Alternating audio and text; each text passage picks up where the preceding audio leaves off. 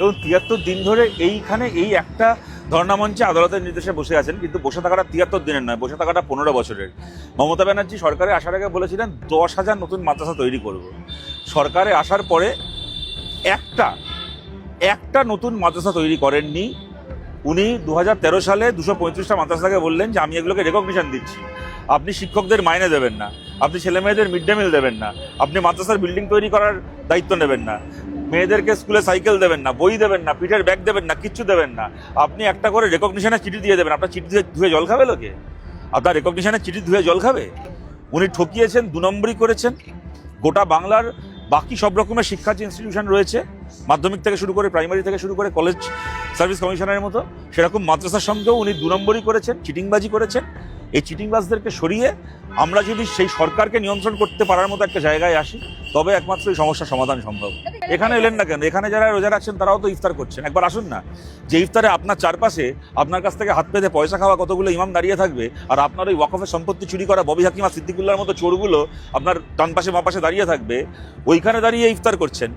সারাদিন ধরে গন্ডে পিণ্ডে গিলে তারপর বিকেলবেলা গিয়ে ইফতার করছেন। সারাদিন না খেয়ে আছেন যে মানুষ হেরি করে, তারপর সারাদিন ধরে রোজা রেখেছেন যারা, তাদের সঙ্গে বসে গন্ডে পিণ্ডে গিলে গলা অব্দি গিলে তারপর গিয়ে ইফতার করছেন। তো যেখানে সত্যি সত্যি আজকে এখানে তো মানুষকে আজকে রোজা রাখছেন, আর মমতা বন্দ্যোপাধ্যায়ের কল্যাণে তো বছরভর রোজা চলছে। মমতা বন্দ্যোপাধ্যায়ের কল্যাণে বছরভর মানুষ না খেয়ে আছেন একবেলা। এখানে এসে একবার ইফতার করুন না, চামচাগুলোর হাত থেকে বেরিয়ে এসে, চামচাগুলোর ডান পাশ বাবাস থেকে বেরিয়ে এসে একবার সত্যিকারের যেখানে মানুষ লড়াই করছেন, যেখানে রোজা রেখেছেন, যেখানে ইফতার করছেন, এখানে এসে একবার ইফতার করুন না। দেখবো কি করে প্রশ্নগুলোর সামনে দাঁড়ান। দালাগাল খেয়ে পেট ভরে যাবে, আপনাকে ইফতার খেতে হবে না। দেখুন, কেন্দ্রীয় বাহিনী বলুন, ইডি বলুন, সিবিআই বলুন, যত এরকম সেন্ট্রাল বাহিনী রয়েছে, যে মুহূর্তে এরা বিহার উড়িষ্যার বর্ডার পার করে পশ্চিমবাংলায় ঢোকে, সমস্ত মোদির বাহিনী তখন দিদির বাহিনী হয়ে যায়। কেন্দ্রীয় বাহিনীকে আমাদের আগেও দেখা আছে, অনেক বড় বড় কথা শুনি এদেরকে নিয়ে। শুভেন্দু অধিকারীর অনেক আস্ফালন শুনেছিলাম আমরা পঞ্চায়েত ভোটের আগে। তারপরে আমরা দেখি ইডি সিবিআইয়ের মতো কেন্দ্রীয় বাহিনী যদি পশ্চিমবাংলায় ঢোকে, তখন আর মোদির কথায় চলে না, মমতা ব্যানার্জির কথায় চলে। ভারতের সংবিধান মেনেও চলে না, সবচেয়ে বড় কথা। ওই ইডি বলুন, সিবিআই বলুন, কি ভোটের সময় কেন্দ্রীয় বাহিনী, তারা যদি খালি সরকারি দায়িত্বটা পালন করতো, তাহলেই আজকে পশ্চিমবাংলার এই চেহারা হতো না।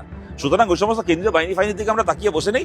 আমরা জনগণের বাহিনীকে নিয়ে সিপিআইএম বামপন্থীরা আমরা ভোট করবো, তারপরে যা হবে দেখা যাবে। পঞ্চায়েতে আমরা বলেছিলাম, শুভেন্দু অধিকারী যখন আদালত ছিল কেন্দ্রীয় বাহিনীর জন্য, আমরা বুথে বুথে আমাদের বাহিনীর জনগণের বাহিনী তৈরি করেছিলাম, সেই বাহিনী নিয়ে ভোটে লড়েছি। আপনারা দেখেছেন পঞ্চায়েতে তৃণমূলকে কি দৌড় করানো হয়েছে। বিধানসভাতেও জনগণের বাহিনী নিয়ে আমরা লড়াই করবো। ওই শুভেন্দু অধিকারী, সুকান্ত মজুমদাররা কেন্দ্রীয় বাহিনীর বর্ষায় বসে থাকুক।